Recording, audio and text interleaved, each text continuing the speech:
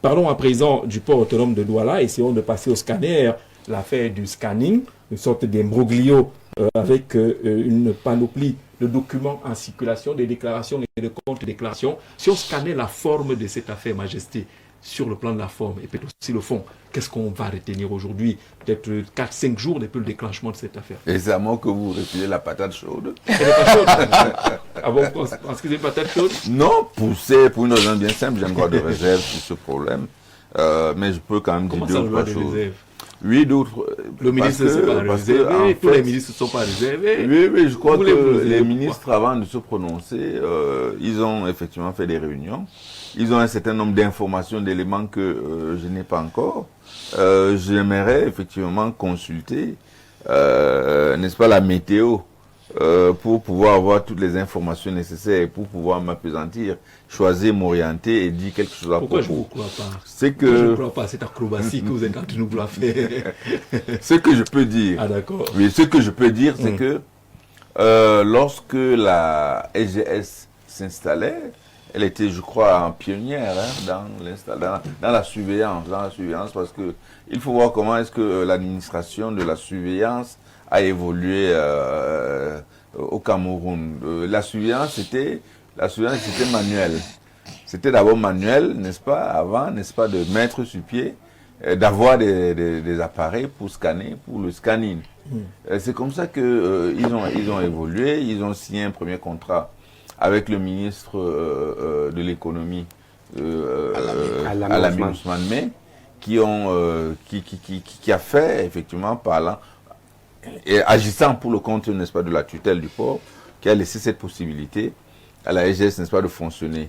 Alors, ils ont fonctionné, le contrat qu'ils ont eu à signer, est-ce que ce contrat a quand même un certain nombre de particularités, parce que le contrat a été vu ces derniers temps à l'occasion de ce problème. Et dans les particularités, c'est que on sait que un contrat est signé en 2015 et que finalement le contrat signé en 2015 va prendre effet plutôt en 2022 pour finir en 2032, alors que c'est un contrat qui devait finir en 2025. Je crois que ici, au vu effectivement de ces différentes informations et au vu du fait que le port de Douala c'est l'entrée, n'est-ce pas, du Cameroun, tout comme c'est la frontière. Le port c'est la frontière et avec toutes les marchandises qui peuvent charrier, qui peuvent entrer au Cameroun, avec tous les éléments qui peuvent entrer au Cameroun, je crois que il y a un besoin, un souci de sécurisation, un souci de sécurité qui certainement a augmenté au fil du temps. Au fil du temps, ça a augmenté. Est-ce que donc les capacités managériales, n'est-ce pas, de la SGS ont été dépassées? Toujours est-il que le directeur général du port, parce que le directeur général du port, qui est à même de juger, n'est-ce pas, le fonctionnement de sa structure, pouvait effectivement mieux conseiller, n'est-ce pas, au gouvernement ce qu'il faut. Est-ce que les capacités managériales de la SGS ont été dépassées au vu du nombre important, n'est-ce pas, des marchandises qui sont effectivement charriées sur le port de Douala?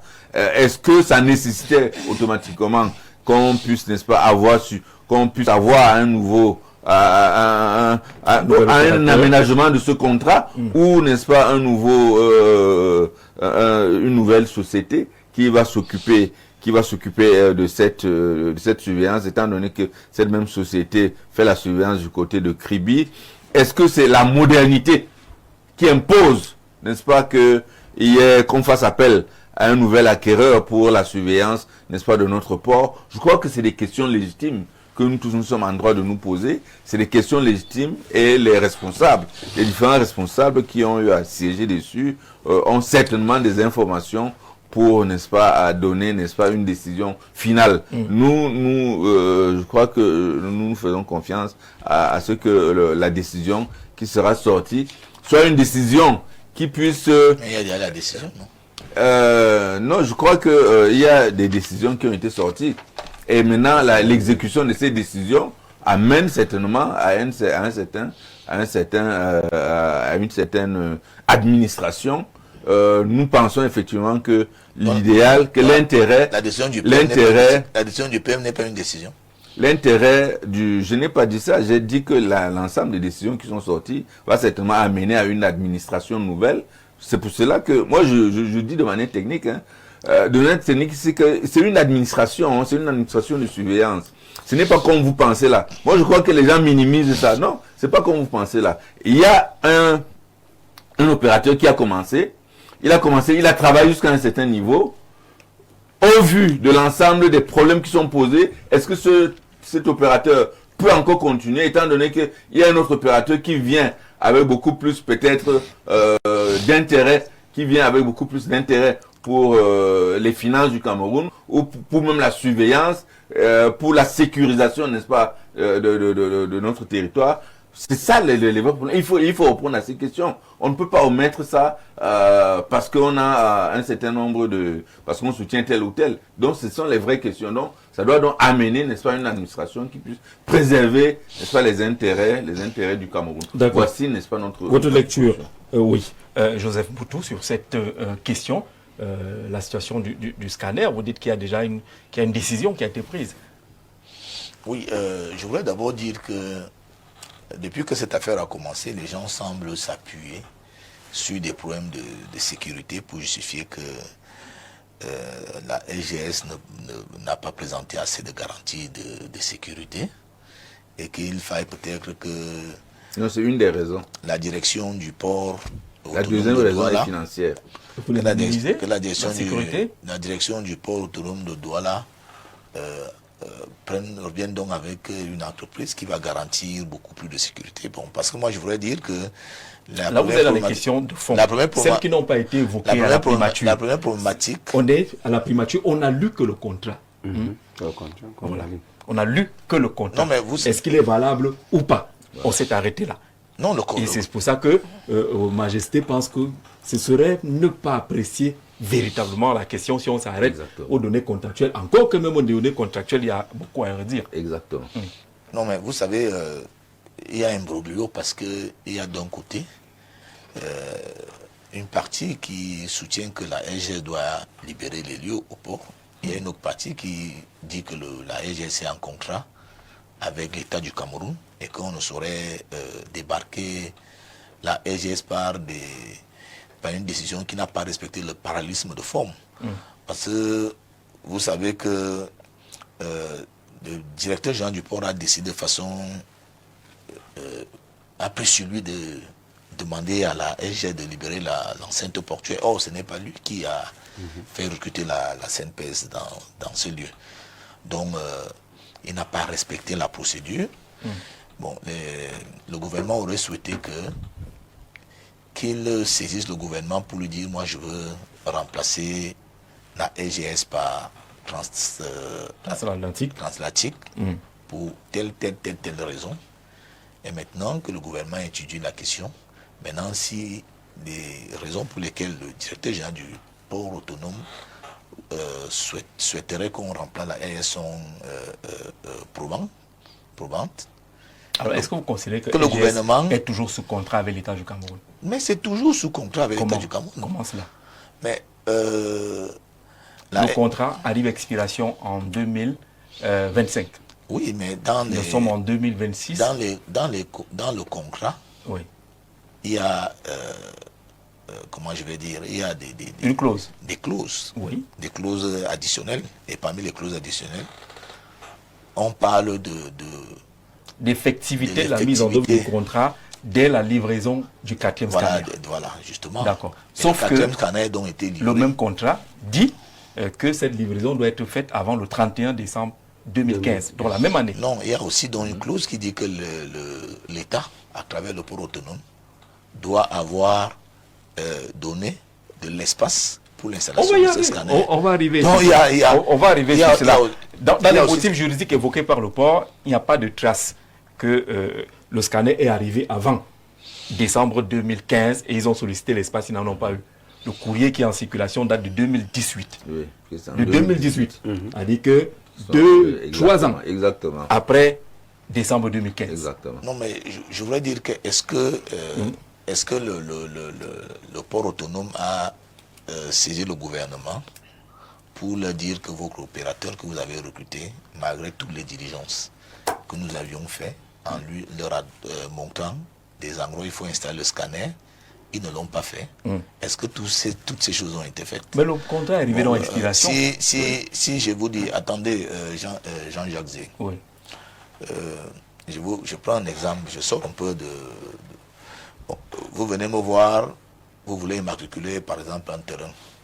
Moi je suis le financier, et lorsqu'on va chez le notaire, on dit ce contrat a une durée de 2 ans. Ça veut dire que si au terme de 2 ans, vous n'avez pas réussi à établir le titre foncier sur mon terrain, on va considérer que le contrat est caduc. Or, il y a des éléments que vous devez me fournir pour que la procédure aille jusqu'au bout. Et vous vous rendez donc compte que j'ai engagé la procédure, ça avance à une certaine vitesse. Et après, vous commencez à engager des subterfuges qui font en sorte que je ne puisse pas vous délivrer le titre dans les délais contractuels. C'est quoi le subterfuge pour quelqu'un qui se présente en 2018 alors qu'il est censé avoir tout accompli en 2015? Les subterfuges sont de quel côté? Tout simplement parce que la RGS dit que la direction du port autonome n'a pas libéré les espaces pour que les scanners soient installés à temps. En 2018. En 2018. Oui, ils n'ont pas libéré pour que les scanners soient installés à temps. Est-ce qu'ils sont venus avec le scanner avant 31 décembre 2015? Non, il s'agit de 4 Voilà, il s'agit de 4 scanners. Oui. Voilà, ça veut dire il devait apporter ça avant le 31 décembre 2015. Mais je dis... Ils ne l'ont pas fait. Mais comment vous dites qu'ils ne l'ont pas fait? Ils sont venus. D'accord. On va avancer, oui. Vous voyez, le contrat, le problématique, c'est quoi? Le procédure de résiliation des contrats. Ils n'ont pas respecté. Parce que quand vous voyez, le contrat a été signé entre l'État, le gouvernement et l'opérateur de scanning. Je vais vous dire ce que ça fait problème.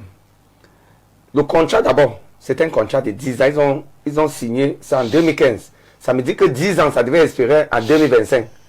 Mais ce que vous voyez du chantier, maintenant, c'est l'autorité. Il y a une bagarre entre les autorités, donc hiérarchiquement. Parce que quand vous voyez le DG du port, peut-être il a pris une initiative personnelle.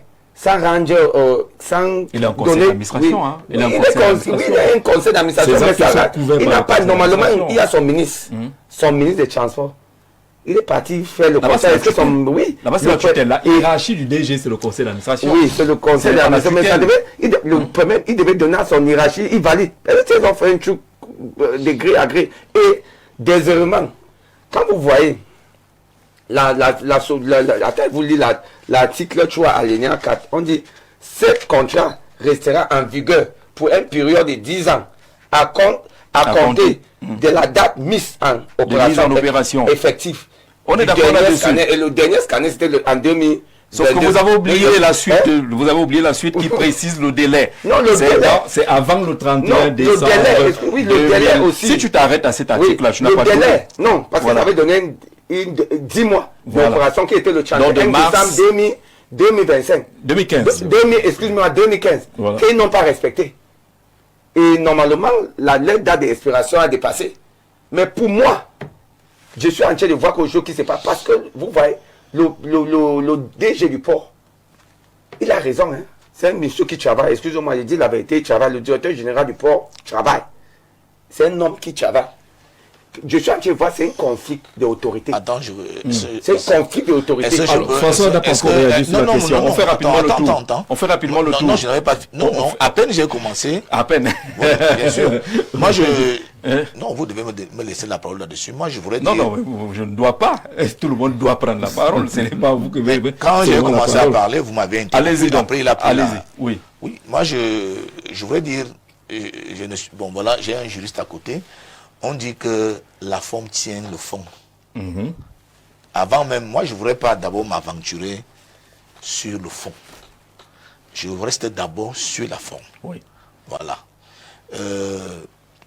Le port autonome de Douala n'a pas signé de contrat avec la RGS. On est d'accord. Voilà. Le gouvernement. Oui. La RGS a signé le contrat avec le gouvernement. Voilà. La mission du port autonome n'est pas de réguler les manquements des services qui sont des services administratifs qui sont dans la zone portuaire. C'est-à-dire quoi? Autonome a... C'est-à-dire quoi? Là, vous ignorez totalement le décret de 2019 le port qui réorganise le fonctionnement du port. Non, là, le fonctionnement, et qui donne au port autonome, voilà. Et qui donne le pouvoir au port autonome d'évaluer l'activité des services publics qui sont au port, l'activité notamment de la douane, parce que la RGS est en contrat avec l'État et est partenaire technique du ministère des Finances, de la Direction générale des douanes. Il ne revient pas au port autonome d'évaluer. C'est incroyable ça. Mais il ne lui revient pas. C'est incroyable. D'évaluer. Et comment il va faire pour avoir des recettes qu'on allait faire quelle recette? Comment ils vont faire? Quelle recette? Vous cherchez quoi, le décret? Non, si c'est le décret réorganisant le port, je ne cherche pas je ne cherche. Oui, je vais vous donner les missions rapidement. Les missions du port autonome. Allons-y. Voilà. 1, ils sont chargés de la gestion portière, coordination des activités portuaires, gestion des infrastructures et équipements portières. 2, sécurité. Sécurité et police des opérations d'exploitation portière. 3, développement. Planification, développement portuaire, création de maillons de zones industrielles portuaires. 4, services, assistance, accueil des navires, gestion des données portuaires. Et 5e, environnement, protection de l'environnement portuaire. À quel moment ils ont pour compétence d'évaluer les services. C'est quoi la gestion? C'est quoi la gestion pour vous? C'est quoi le développement? La gestion, c'est pour évaluer. Moi, je comprends pas. Non, je veux dire, ils ne sont pas là pour évaluer la gestion de l'activité. Vous gérez sans évaluer. Sans savoir si cette opération elle est rentable ou pas. Ou elle est bonne ou pas. Comment est-ce que vous faites pour gérer sans évaluer? Est-ce que vous comprenez même bien ce que vous C'est ce qu'on veut comprendre. C'est vous qui avez lu. Est-ce que vous comprenez bien? On vous donne les domaines pour lesquels le port autonome est compétent. Oui. Le port autonome gère un espace logistique. Il gère le terrain, pas le contenant, pas le contenu. Il gère un espace logistique.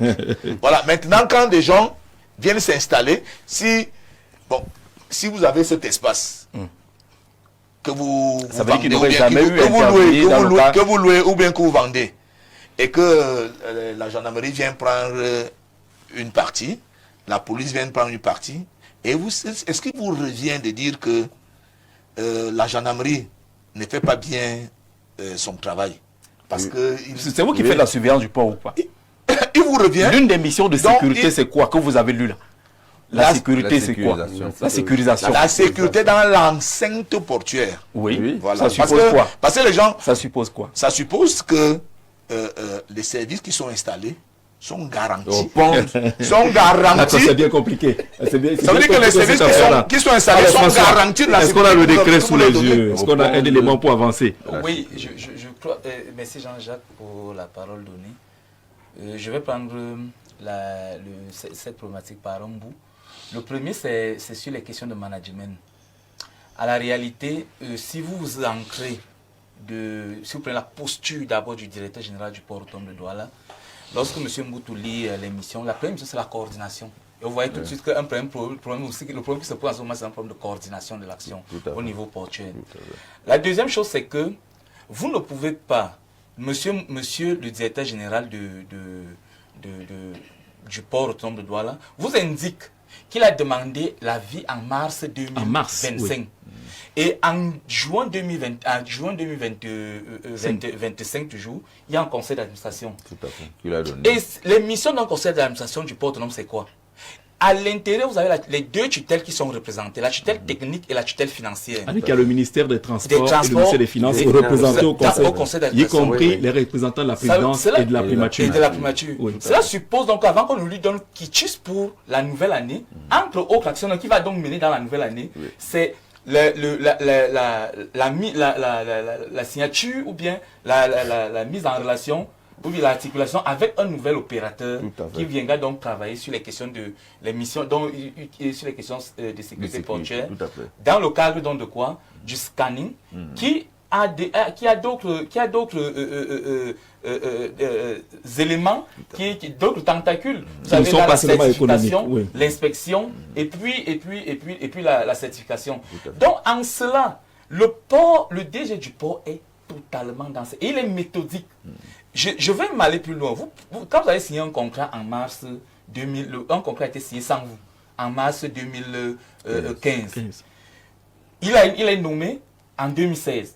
Il attend que le contrat court Jusqu'à la fin. Jusqu'à la fin. Il Effectivement. faut bien Donc, voir il n'y a que pas le monsieur- résiliation. Il n'y a pas résiliation. Il n'y a pas résiliation. C'est un Il ne argument, s'en- c'est un il- argument. il ne se mélange pas. Tout à fait. Le monsieur est méthodique, il avance et il se rend donc compte que il ne peut provoquer une résiliation d'un contrat dont ce n'est pas signataire. Et c'est pour ça que lorsque l'opérateur va le saisir en 2018, il va dire non, continuez. Et si c'est même vraiment en 2021, si c'est vraiment que vous voulez, non, allez voir Le signataire, dans le MINFI. Le MINFI. Oui. C'est normal, lui il est cohérent. Tout à fait. Il attend la fin de l'exercice. Mais ne lui dites pas, après avoir remobilisé Transatlantique, après que Transatlantique soit en train de travailler pendant un mois, vous lui dites à la fin du premier mois que non, il faut stopper encore et ramener SGS.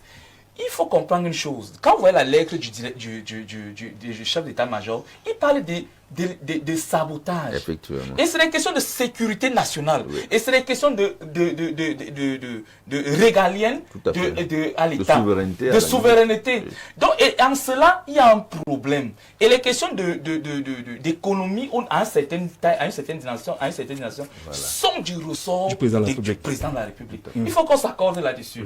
Donc, le directeur Parce du que le port Premier autonome- ministre ne présidera jamais une réunion de sécurité nationale. C'est voilà. le ressort du président de la République. donc, en cela, le directeur du port autonome de Douala est dans son rôle. Tout à fait. Maintenant, vous prenez donc un élément factuel Non, qui indique que le quatrième scanner doit être installé avant le 31 décembre 2015. 2020. Seulement, on parle de l'annexe 3 par là. Donc, quand vous prenez cet élément, vous comprenez tout de suite que la SGS a régulièrement exercé ses missions et ses fonctions jusqu'à expiration de son contrat. Tout à fait. Et a été simplement remplacé. Maintenant, il y a une alchimie, puisque nous sommes alchimistes au Cameroun, il y a une alchimie qu'on est en train de créer aujourd'hui pour donc indiquer qu'il faille revenir, comme le retard dû à l'installation du quatrième scanner en 2022, il va donc revenir pour donc donner encore quitus.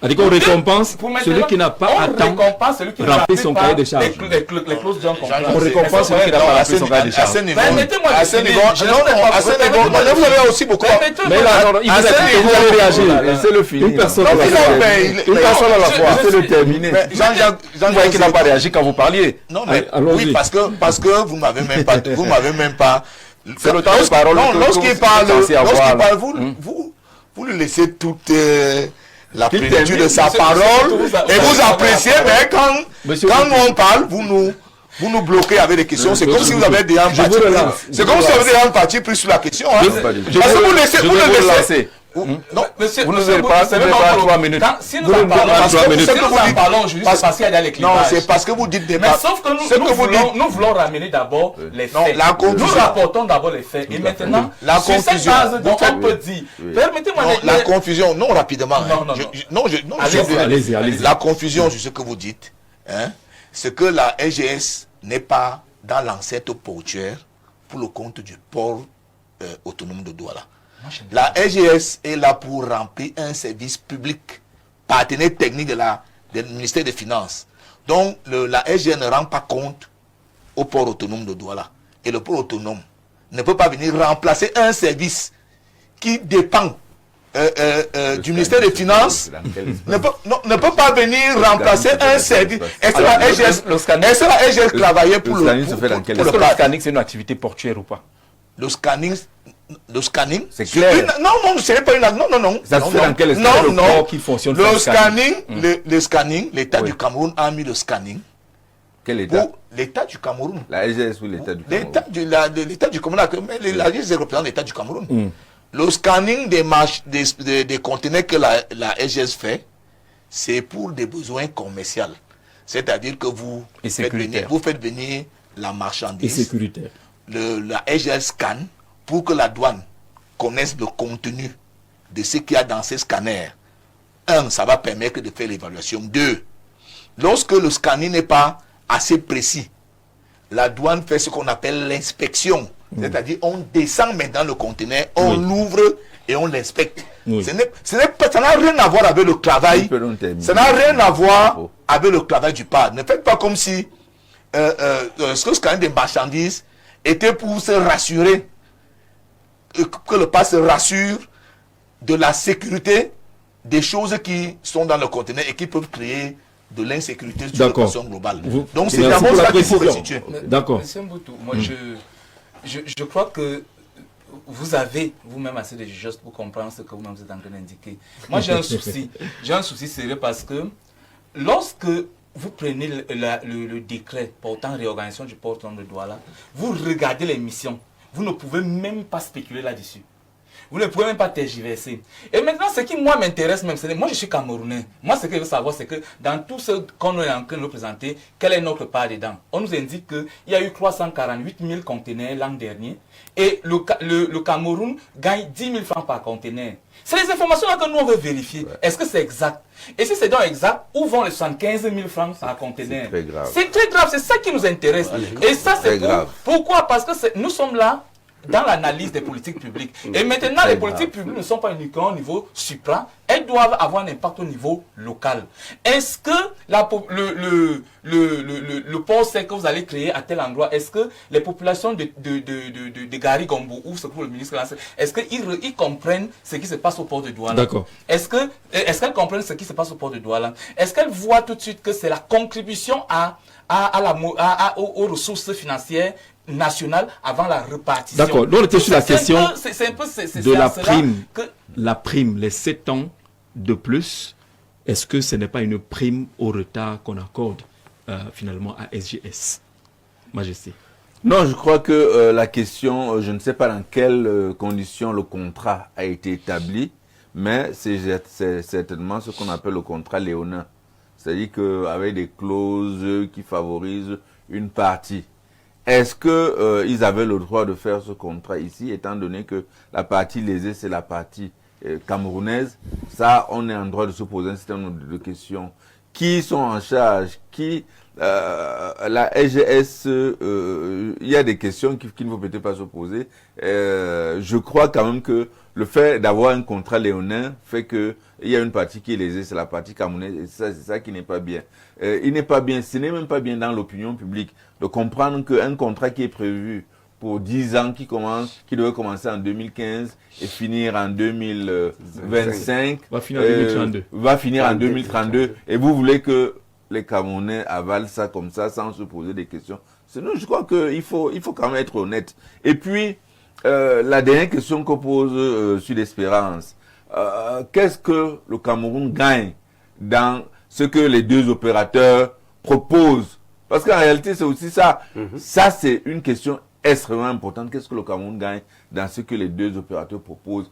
Et la finale, c'est que est-ce que la sécurité du Cameroun est garantie? Parce que aucun pays au monde ne peut laisser que sa sécurité soit matière, n'est-ce pas, à réflexion ou matière à débat sur la place publique lorsque des garanties ne sont pas prises. Je crois que il appartient aux responsables de notre pays. Nous voulons nous sentir en sécurité. Notre sécurité est entre leurs mains. Ils doivent nous garantir la sécurité. Bonsoir Jean-Jacques et mon grand, à ton panel. Le problème au port de Douala, c'est un problème fonctionnel. La SIS cumule beaucoup de responsabilités dans les procédures de dédouanement. Il s'occupe des déclarations d'importation, veille au respect des tarifs douaniers, des marchandises importées. Maintenant, la surveillance des cargaisons et la mafia qui se passe est que la SGS et la douane font passer plusieurs cargaisons au circuit vert, c'est-à-dire qu'on ne contrôle pas cette cargaison. Et c'est dans ce trafic que le port autonome de Douala perd beaucoup d'argent, dont le directeur du port doit s'opposer à ça. Beaucoup de factures qui doivent être reversées au port autonome de Douala prennent d'autres routes à cause des magouilles, dit-il, de la SGS. Bonsoir. Jean-Jacques, vos interventions ainsi que celles de certains panélistes traduisent des positions manifestement partisanes. Or, les débats télévisés ont vocation à informer et à éduquer. Ils ne sauraient être détournés en instrument de propagande. Vous voyez que je dis tout ce que vous écrivez parce qu'on n'a rien à cacher. Voilà. On n'a pas... Par ailleurs, une entité publique n'a pas qualité pour annuler de manière unilatérale un contrat régulièrement signé. Et justement, est-ce qu'il s'agit d'annulation ou de résiliation? dans le cas d'espèces. À cet égard, le Premier ministre, chef du gouvernement, n'a fait que veiller au strict respect de la légalité. Raphaël, depuis Douala. Merci Raphaël, bonsoir. Ton panel, si M. Mboutou veut nous expliquer le mauvais comportement du RDPC, le directeur du PAD est dans son rôle. Il s'agit de la sécurité nationale, Jacques-Michel Munga, qui envoie son message. Jean-Jacques, bonsoir. La mission de scanning des marchandises est faite sous l'autorité de la douane. C'est la douane qui est chargée de la sécurité au port. Les autres forces de sécurité viennent en appui à la douane. Merci pour votre intervention. Non, la douane n'est pas chargée de la sécurité des marchandises, pas au port. Pas au port. Il ne faut pas aller plus loin que cela. Bonsoir, J. Et à ton panel, il faut dire que à l'homme du RDPC, président sous-section, d'arrêter de pondre. Voilà. Le DG du port a beaucoup plus la gestion technique, administrative, financière en demande, entre parenthèses, et sécuritaire. Il a pour patron le conseil d'administration, l'autorité et l'autorité portuaire. Point. Le contrat de la SGS est terminé en 2025 avec plein de défaillances. Elle a encaissé 16 milliards et 2 milliards pour l'État en 2025. C'est une grosse mafia qui sert également à faire expatrier les fonds détournés par nos acteurs, d'où cette agitation. Le DG a raison, Maître Mbok, depuis Mbankomo. Merci Maître pour votre contribution.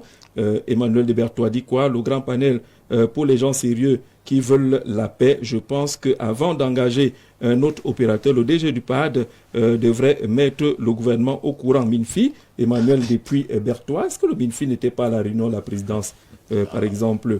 Est-ce que mais la réunion de la présidence, c'était le MIFI n'est pas représenté au conseil d'administration? Le PAD avait engagé l'autre dès le 3 janvier. La réunion de la présidence, c'était quand? Le problème a été posé et réglé depuis juin. Vraiment au conseil d'administration. Alors, merci pour votre contribution. Je n'ai pas lu exactement de quoi il s'agit. Les emojis, ça ne me parle pas beaucoup. Dans cet imbroglio, le constat qu'il faut faire malheureusement, c'est que le contrat entre le gouvernement et la SGS est nul et de nul effet parce que signé par une partie qui n'a pas qualité. En tant qu'entité autonome, une personnalité juridique, seul le directeur du port autonome de Douala avait qualité pour engager sa structure. Sa tutelle qui, le gouvernement, par le biais du ministère des Transports, ne peut que lui faire des propositions ou émettre des avis. Il faut d'abord annuler le contrat et reprendre tout à zéro conformément à la loi. Vous n'avez pas signé le message pour qu'on comprenne bien s'il s'agit de lecture de juriste ou autre chose. Alors, bon, Gigi, le DG du port, n'a jamais résilié le contrat. Il a juste constaté la fin du contrat qui était en cours et ne souhaite plus continuer avec cette entreprise. Ce qui se passe là est un conflit d'intérêts des personnes puissantes du pays. Dites-moi, Gigi, depuis quand un ordre venu de la présidence n'est pas exécuté? Depuis le Premier ministre gère les questions de souveraineté nationale au point de contredire la présidence de la République. On va tout voir dans ce pays. Marco, depuis Bastos, on prend, c'est lui qui prend la parole, c'est lui qui va... Ah d'accord, je comprends, vous vous demandez si votre frère, est-ce qu'il est votre frère de votre village? Ouais, de Mebomezo. Mebomezo. Vous êtes de Mebomezo? Je ne connais pas. Non, il n'y a personne qui est de Mebomezo ici. Vraiment, il dit qu'il a identifié. Il a peur de se tromper. Ce soit son frère de Mebomezo. Dites, moi, qui est le DG de la nouvelle entreprise qui remplace la SIS? Est-elle représentée dans un autre pays? Cyril, du côté de Douala? Non, elle est représentée à Kribi. Vous voulez d'abord que ce soit représenté dans notre pays? Je pose la question aux membres du RDPC. Où est parti le port sec depuis qu'on devrait construire au Bala? Depuis, il y avait même un port sec qui devait être construit à Tok. Voilà, on n'en parle plus. C'est vous qui avez le pouvoir, non? À Tok. Et Magaro Boulaye.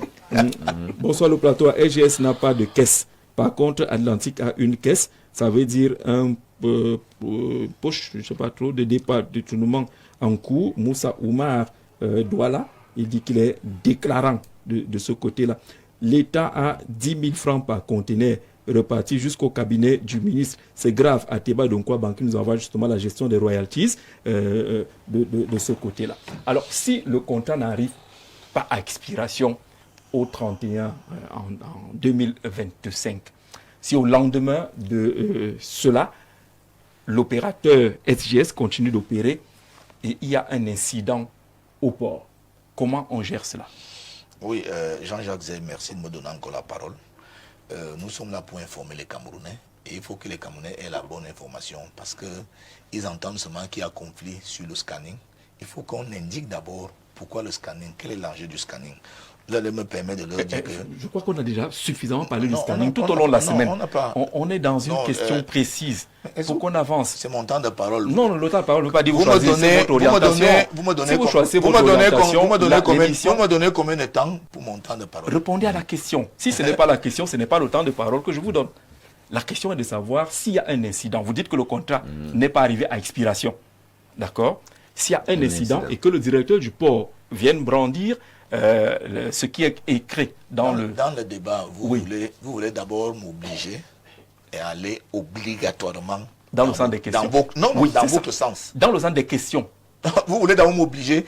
Donc quand vous posez des questions, on doit exactement répondre comme cela pas vous plaît. Mais répondre à la question. Permettez-moi de répondre. D'accord. Permettez-moi de répondre, Jean-Jacques Zé. Moi, je suis là nous sommes là pour informer les Camerounais. Mais les questions informer les Camerounais. Oui, parce que ce que je vais dire là va permettre de mieux comprendre les choses et de bien situer de resituer le débat.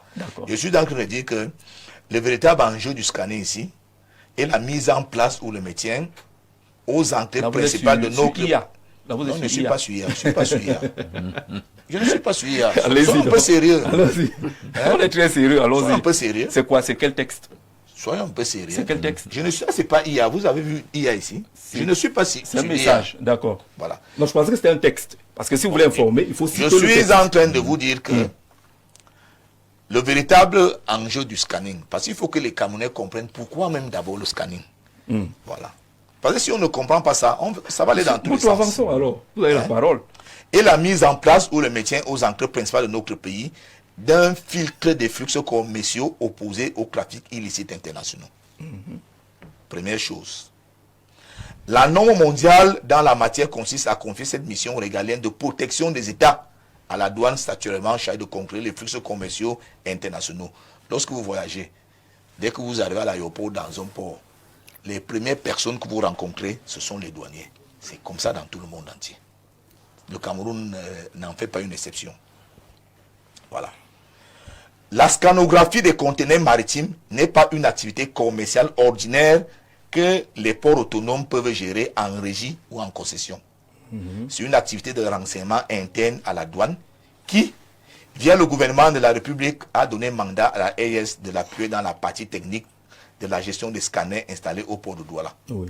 L'audit du rendu de cette collaboration douane-SGS d'ORES est déjà confié par l'Organisation mondiale des douanes, devrait suivre tel que l'a indiqué. Bon, sautons là. L'exercice de l'activité de scanning des cargaisons entre en conflit avec le principe de spécialité des personnes publiques qui régit les administrations portuaires publiques. C'est une activité douanière. L'organisation portuaire n'est nullement la tutelle des services publics installés dans la place portuaire.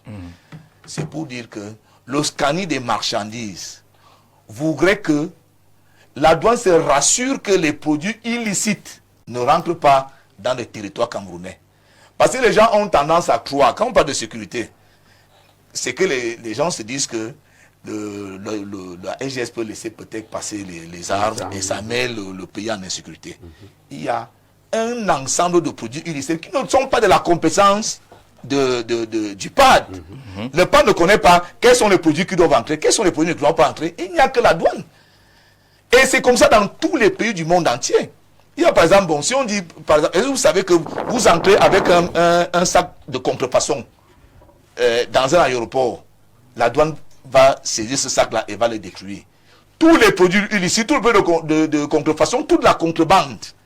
C'est pour cela que les services de la douane, à travers le ministère des Finances, ont donc installé les scanners pour se rassurer de la qualité des marchandises qui entrent au Cameroun. Et ça, c'est un service qui n'a rien à voir avec le port autonome de Douala. C'est pour ça que je vous ai dit que alors, le port autonome de Douala... D'accord maintenant. Maintenant, la question. Oui. Revenons à la question. Si le contrat est arrivé à expiration et qu'il y a un incident au port, qui en répond? Bon, d'abord, tout à l'heure, je vous ai dit que avant même d'entrer sur le fond, parce que là, vous posez une question de fond. On est toujours sur Moi, la je forme. vous ai d'abord dit que nous sommes... On est toujours sur la forme.